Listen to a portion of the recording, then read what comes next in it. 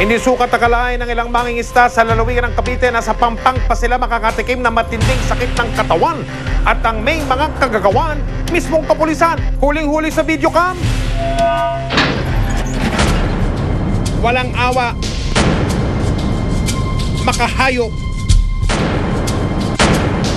at kadalasan brutal ang trato. Ito umano ang iba't ibang mukha ng pangabuso.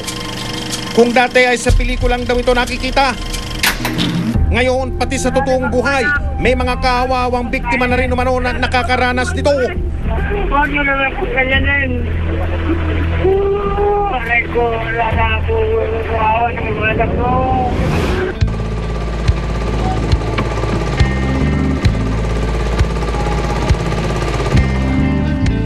Nagugat daw ang insidente na maglayag sila nito lamang Setyembre. Pumalaot daw kasi sila sa bandang Ternate, Cavite, kung saan maigpit ang ordinansa nagbabawal mangisda sa loob ng tinatawag na municipal waters.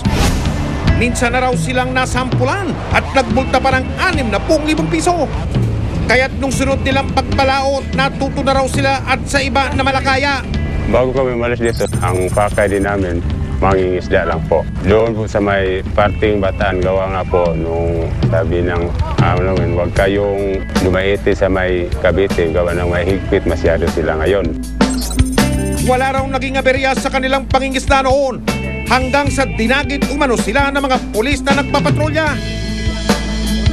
Mayroong biglang dumating na matutuli na bangka. Ang sakay po, puro mga nakapatig. Uli, Ternate daw sila, tsaka kasama ang marin. Tumali sila sa bangka namin. Sabi nila, huli daw kami. Anak ng pating! Dahil sa bitbit na Global Positioning System o GPS na gamit, kampante ang kanilang grupong hindi sila nag-over the backot sa kabilang teritoryo. Sabi ko sa kanila, kung mayroon kayong marunong magsukat sa mapa, sukatin ninyo kung saan kaming lugar. Kasi po, nasa Bataan po kami. Harap po kami ng Kabkabin, Marabiles. Alam daw na mga mangingisdang nasa katwiran sila kaya tumanggi silang magbayad ng multa? Sabi ko sa kanila, huwag kayong sasama dyan sa mga iyan. Kasi yung mga iyan, ginagawa na tayong gatasan. Dahil kahit nawala tayo sa lugar nila, huhulihin tayo para pagmultahin.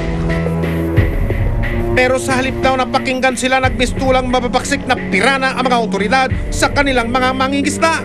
Sa pamamagitan ng cellphone video, palihim na nakuna ng isang tripulante ang mga sumunod na nangyari. Lumabas daw ang totoong hasang ng mga sangkot na pulis at ang pangkat ng Philippine Marines. At ang kapitan ng bangkang si Tonyo ang kanilang pinagdiskitahan. Nalalag si Maestro po, na natangay po siya yung kasama namin na sinuntok. Kaya nahulog siya sa dagat. Tapos nakapusas yung kamay niya, tsaka nakabitin. Pagkatapos po, tinalian ko ng lubid. Habang nasa dagat, hindi lang posas, tinalian pa ng lubid ang kanyang kaliwang kamay. Lumapit yung isang kasama ko, gusto niya tulungan. Sinundot naman ngayon ng baril ni Abila. Sinundot ng baril, sinaksak ng baril. Tagiliran niya. Kaya wala nang nakalapit sa amin. Gusto man ako magpatulong, wala nang magtulong sa akin. Gawa nang natatakot na po. At kahit anong pagmamakawa ang isigaw, hindi raw umubra sa mga otoridad na gumawa nito sa kanya. Sa sinabuhay lang ako. Mawa kayo sa akin. Marami pang manak. Marami pang kapagkainin. Salamat mo, paano naman paray? Huwag nyo naman po ganyanin. Aray ko, wala na po kawawa ng mga anak ko. Sabi ko, maawa naman kayo sa akin. Naghanap buhay lang po ako. Hindi naman ako sabang tao, naghanap buhay lang ako.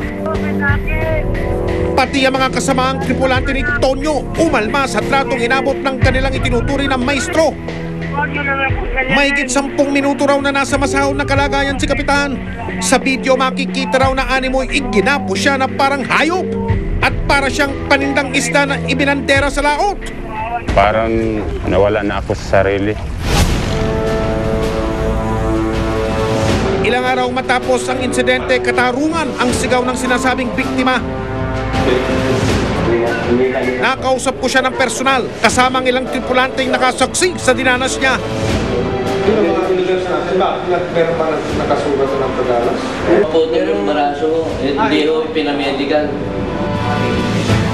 Nakababahala ang kanyang kwento dahil kung totoong may mga ordinaryong taong natatapakan ng dangal at naaabuso, paano na ang ibang mamamayan sa kamay ng mga otoridad na dapat sana'y nagtatanggol at nangangalaga sa kanilang karapatan?